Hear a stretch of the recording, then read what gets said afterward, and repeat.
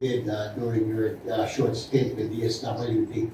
Eh, hindi naman ako makasabi ng hindi. I mean, I have known the President for quite a while, kaya sabi ko, yes, sure, Mr. President, sabi ko, I will join the lineup of the administration's Senate bets for the administration bet for the Senate come 2025. So, ito yung sinabi ko, kaya ka, and then, kanina nga, proclaim na yung mga kandidato ng administration. So, I would like to thank the President. Doon sa trust pa rin and confidence na makakatulong ako sa administrasyon nila.